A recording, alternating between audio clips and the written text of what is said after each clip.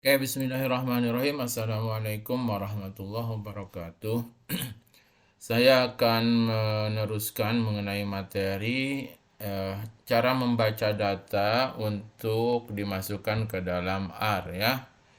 Hari ini adalah mengenai jika kita mempunyai data ya dalam Excel, bagaimana kita cara memasukkannya ke dalam R ya. Oke, di sini saya mempunyai data bertipe Excel ya. Data ini seperti ini ya. Ini datanya. Jadi data ini diberi nama Gapminder underscore 2007. Data Excel ini mempunyai 4 sheet ya. Yang pertama sheetnya diberi nama Afrika. Ini adalah untuk daftar negara-negara di benua Afrika. Kemudian sheet kedua Amerika. Ini data-data dari negara-negara di benua Amerika. Berikutnya Asia. Yang terakhir Europe ya. Nah, data ini saya simpan di dalam folder D folder D data ya. Ini nama datanya Gapminder 2007, tipenya Microsoft Excel ya. Oke. Bagaimana cara membacanya? Kita sekarang buka ya software R-nya, bisa R Studio, terserah. Oke. Jadi yang pertama adalah pastikan package reader ini sudah terinstall ya. Kalau ini bisa dicek di sini ya, package readernya apakah sudah terinstall apa belum. Perhatikan di sini package reader. Bisa.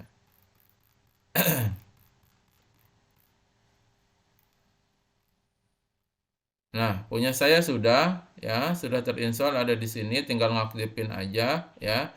Kalau belum, nanti install menggunakan komen ini atau dengan cara yang lain ya, bisa ya. Oke, kemudian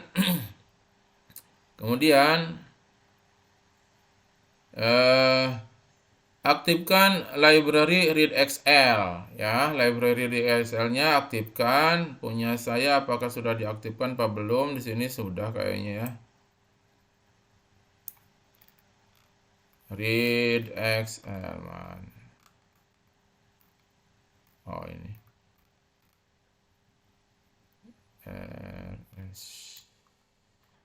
Nah ini punya saya sudah diaktifkan. Kalau belum diaktifkan, aktifkanlah menggunakan komen ini ya, library readxl. Kemudian yang berikutnya aktifkan atau load library table. Punya saya library table-nya sudah diaktifkan. Ini juga sama. Kalau seandainya belum, silahkan diaktifkan ya. Oke. Nah, berikutnya adalah kita set direktori kerja kita, yaitu tadi di folder D data ya. Karena file Excel saya juga ditaruh di situ, nanti hasil dari R-nya juga mau saya taruh di situ ya. Ini kita set working directory-nya. Oke, sekarang kita akan baca ya workbook Excel-nya tadi ke dalam R. Perintah yang menggunakannya adalah ini ya, read underscore Excel. Oke, kemudian kita tinggal panggil saja nama filenya. Ini nama file yang tadi saya taruh di folder D yang ini ya. Ini. Oke, jadi karena tadi kita udah set working directory, jadi cukup langsung nama filenya saja dikasih tanda petik. Kemudian saya simpan di dalam objek R dengan nama atau dataset R dengan nama Gapminder underscore 2007. Oke. Ini saya jalankan. Nah, perhatikan di sini ya, di kolom environment dia sudah berhasil membaca data dengan nama Gapminder 2007 yang terdiri atas 52 observasi, 52 baris, dan 5 variabel. Nah, ini artinya dia membaca sheet yang pertama. Coba kita perhatikan ya. Ini sheet yang pertama memang betul dia ini judul kolom ya. Kalau kolom pertama mah dia judul kolom. Sementara data aslinya itu dari mulai baris 2 sampai baris 53. Betul ya, ada 52 baris, kolomnya A sampai E ada 5. Oke, jadi kalau komennya hanya seperti ini ya, tanpa ada option lain-lain, berarti dia akan pertama menganggap baris pertama itu sebagai kolom header ya, sebagai judul kolom ya. Kemudian dia akan membaca sisanya ya, sehingga ada 52 baris, ada 5 variabel, dan yang dia baca hanya sheet yang pertama ya. Jadi kalau dia komennya hanya kayak gini, dia yang dibacanya hanya sheet yang pertama. Coba kita lihat isi dari dataset ini yang 52 baris 5 variabel Gapminder 2007. Kita hanya akan sajikan 3 baris pertama saja. Oke, jadi ini ya. Ini dia hanya 3 baris. Algeria sampai Benin sama persis dengan yang di sini kan, 3 baris. Algeria sampai Benin sampai sini. Oke. Oke, kemudian kita bisa lihat kelasnya. Kelas dari Gapminder ini apa? Kelas dari dataset ini apa? Nah, ini dia kelasnya ada TBL data frame ya. Ini salah satu jenis data atau kelas data di dalam R yang dihasilkan dengan tadi ya, dihasilkan dengan package ini, package reader ini ya. Package reader ini adalah salah satu dari tidyverse sebenarnya ya. Oke, kemudian kita lihat strukturnya, struktur dari dataset ini. Nah, ini strukturnya seperti ini ya. 52 baris, 5 kolom, kemudian kolom-kolomnya dia sajikan ada country, kontinen, LiveX, pop, dan GDP per cap ya, sama persis dengan yang di sini. Country, kontinen sampai dengan GDP per cap. Oke. Kemudian kita juga bisa membaca data dari Excel itu berdasarkan posisi sheet-nya ya. Misalnya saya akan membaca sheet yang kedua, maka tinggal ditambahkan saja sheet sama dengan 2. Kita lihat dari Excel-nya sheet kedua mana? Sheet kedua adalah ini, sheet Amerika ya. Sheet kedua lah sheet Amerika. Lihat di sini, ini judul kolomnya, kemudian barisnya sampai 26, berarti sampai 25 ya. Berarti kolomnya ada 5 tapi barisnya ada 25. Oke, kita akan baca sheet kedua dengan cara seperti ini. Kita taruh di dalam data frame AM. Nah, ini lihat. AM isinya 25 observation, 5 variabel ya di sini di di jendela environment ini. Oke, kemudian coba kita sajikan 3 baris pertamanya. Nah, ini Argentina, Bolivia, Brasil sama persis dengan di sini ya. Argentina, Bolivia, Brasil. Oke, kemudian kita lanjut. Kita juga bisa membaca file Excel itu sesuai dengan nama sheet-nya. Ya, sheet name, nama sheet-nya. Tadi kita udah jelaskan, nama sheet-nya ada Afrika, ada Amerika, ada Asia, ada Eropa. Bagaimana kalau kita ingin membaca worksheet yang diberi nama Asia? Ya, yang ini.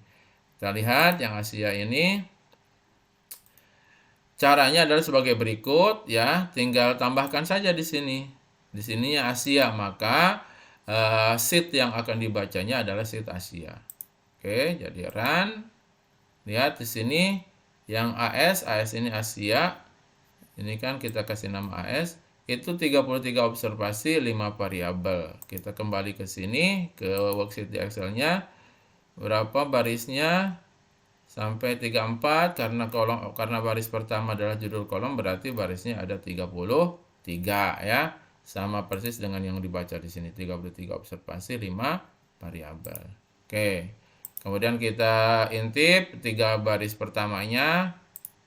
Oke, Afghanistan, Bahrain, Bangladesh sama persis dengan yang di sini. Afghanistan, Bahrain, Bangladesh. Begitu. Oke. Kemudian kalau kita nggak tahu persis nama-nama dari sheet-nya, dari Excel yang kita punya, jadi kita nggak tahu nih nama-nama sheet-nya. Di sini kita tahu ya, Afrika, Amerika, Asia, Europe. Nah, kalau seandainya nggak tahu, maka bisa kita gunakan perintah Excel sheet untuk menyajikan nama-nama dari sheet-nya. Nah, ini ya. Kita lihat di sini di jendela konsol, dia menyajikan nama-nama dari sheet dari si file Excel yang kita punya ya, Afrika, Amerika, Asia, Europe, sama persis dengan yang di sini ya, yang di Excel ini. Oke. Nah, kemudian tadi kita sudah praktekkan bahwa secara defaultnya baris pertama itu digunakan sebagai header ya, sebagai judul kolom. Jadi dia tidak turut dibaca, begitu ya. Dia tidak turut dibaca. Nah, kita bisa menggunakan call name false ya. Kalau seandainya kita tidak ingin baris pertama sebagai judul kolom, gitu ya. Mungkin ada data kita ya yang langsung data gitu ya. Tidak ada judul kolomnya, berarti kita gunakan call name false ya. Kalau call name false berarti judul kolomnya baris pertama bukan sebagai judul kolom. Oke, coba kita akan praktekkan ya bagaimana kalau data ini ya. Data ini kita menggunakan call name false. Maka seharusnya baris pertama ini turut dibaca sebagai data ya. Sehingga data set yang dihasilkannya adalah total sama 53 baris ya. Oke, coba kita lihat. Saya simpan di dataset Movies. Nah, coba perhatikan di sini bahwasanya kata dia nama dari variabelnya itu di set angka 1, angka 2 sampai angka 5 karena memang ada 5 kolom ya. Tetapi baris pertamanya itu dibaca sebagai data. Kita lihat Movies ada berapa baris? Movies ada 53 baris ya, sesuai dengan yang di sini. Jadi karena baris pertamanya dianggap sebagai data ya, tidak sebagai judul kolom. Sehingga total semuanya diambil 53 baris. Oke. Jadi Movies 53 baris, 5 variabel. Coba kita intip head Movies. Nah, ini ya. Oke, jadi ini turut kebaca ya, turut kebaca sebagai data. Adapun nama judul kolomnya dia set seperti ini. 1, 2, 3, 4, 5. Oke.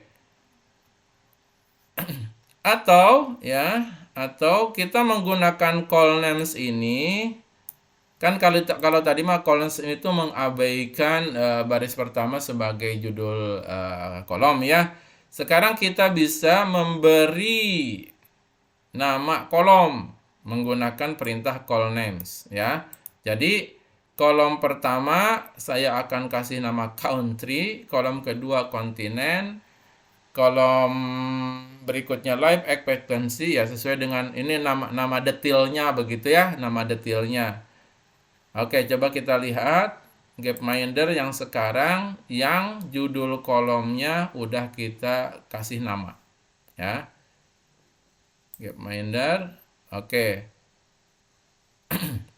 Jadi kalau misalnya dikasih call name seperti ini ya, dia kebaca semuanya 53-53-nya ya, tetapi bedanya adalah judul kolomnya lihat bukan 1, 2, 3, 4, 5, tapi judul kolomnya sesuai dengan yang kita bikin ya, sesuai yang dengan kita bikin di sini. Oke. Tetapi yang ini ya, yang baris pertama tadi masih tetap dianggap sebagai kolom, sebagai baris ya, sebagai pengamatan. Nah, oke. Nah, bagaimana caranya kalau kita mau buang nih yang baris pertama ini? Yang baris pertama ini kan sebenarnya memang belum data kan? Belum data. Datanya mulai dari Algeria, Angola kan. Nah, itu kita gunakan skip ya. Kita gunakan skip. Misalnya yang kita skip adalah baris pertama. Tetapi nama kolomnya kita pengen kasih nama seperti yang tadi ya. Oke, jadi di sini bedanya di baris 44 ini adalah pertama kita akan memberi nama kolom sesuai dengan keinginan kita, nama kolom yang lebih detail. Yang kedua, kita ingin buang baris pertama sebagai pengamatan karena baris kedua itu aslinya tadinya adalah judul kolom. Oke, kita jalankan. Oke, Gapminder 2007 sekarang 52 baris tuh kan. Karena baris pertamanya dibuang. Yang baris pertamanya ini dibuang yang ininya ya. Yang ininya dibuang. Yang ininya dibuang ya, kita mulai dari Algeria ke bawah ya. Tetapi judul kolomnya kita beri judul kolom yang detail ya, country, continent, life expectancy. Coba kita intip menggunakan head. Nah, ini ya, country. Nah, ini dia lebih detail. Oke. Yang berikutnya adalah kegunaan dari call types. Nah, tadi ada call name, kemudian call types. Sekali call types itu digunakan untuk mengeset jenis kolom. Jenis kolomnya apa? Jenis kolomnya misalnya di sini kan kolom pertama itu teks, kolom kedua itu teks, kolom ketiga sampai kelima itu numerik. Nah, jadi kalau seperti itu kita bisa gunakan option tambahan yaitu call types. Ya, call typesnya seperti ini. Teks, teks, numerik, numerik, numerik. Karena dua kolom pertama adalah teks, tiga kolom berikutnya adalah numerik. Oke. Jadi ini perintah dari tambahan dari call types. Kita lihat sekarang ya. Gapmindernya tetap seperti yang tadi, cuman sekarang tipe dari kolomnya akan coba lihat di struktur pakai Grims ini ya. Nah, kita lihat di sini. Lihat dua kolom pertama itu dia teks, maka setiap elemennya akan dikasih tanda petik ya. Tapi yang tiga kolom berikutnya dia numerik, maka dia langsung numerik. Oke. Atau kita bisa juga gunakan perintah call types ini digunakan untuk membuang kolom yang tidak ingin turut dibaca ya. Misalnya saya hanya ingin membaca kolom pertama dan kolom keempat. Ya, misalnya saya hanya ingin membaca kolom pertama ini ya dan kolom keempat, jadi country dan population. Ya. Yang mana kolom pertama itu tipenya adalah teks ya, kolom terakhir kolom keempat tipenya numerik. Nah, maka kita gunakan call types. Pada kolom-kolom yang ingin dibaca dituliskan tipenya sesuai dengan yang kita punya. Kolom-kolom yang tidak ikut turut dibaca kita kasih tipenya skip. Ya, jadi kalau tipenya skip berarti si kolom tersebut diabaikan. Coba kita lihat. Sekarang kita baca lagi. Ini di sintaknya di baris nomor 63. Ya kan?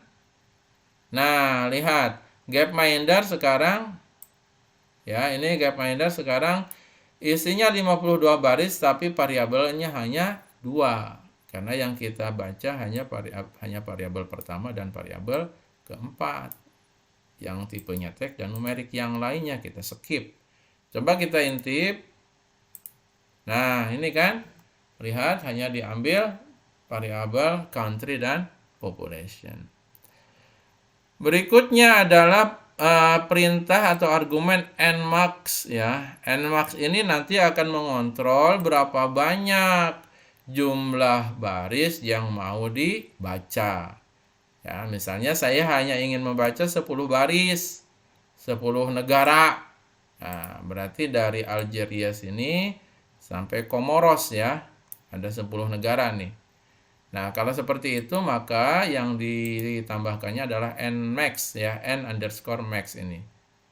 Nah, tambahkan ini. Kalau skip 1 tadi kan judul kolomnya dibuang ya. Oke, kita run. Sekarang Gapminder 2007 ini hanya 10 baris ya, karena kita hanya membaca 10 baris ya. Coba kita cek berapa barisnya menggunakan perintah nrow. Lihat, nrow-nya ada 10. Oke, kemudian yang terakhir adalah kita gunakan argumen NA.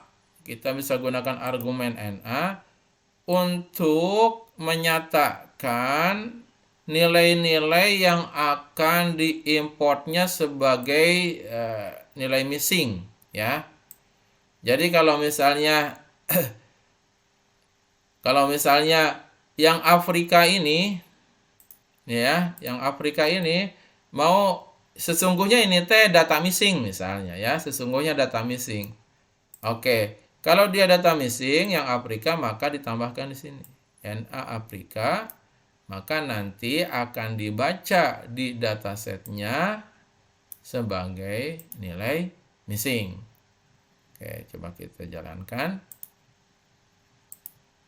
Ya, lihat Gapminder sekarang kembali lagi 52 baris 5 variabel. Tapi ketika kita lihat headnya, kita lihat datanya tuh, lihat. Kalau di situ ada Afrika, ini kan Algeria, Afrika kan aslinya ya. Algeria, nah ini kan. Tapi dibacanya dia menjadi data missing atau NE. Ya. Oke, itu saja ya untuk materi hari ini tentang membaca data Excel ke dalam R. Dalam hal ini persisnya kita menggunakan package reader ya. Package reader library-nya readxl ini. Oke, assalamualaikum warahmatullahi wabarakatuh.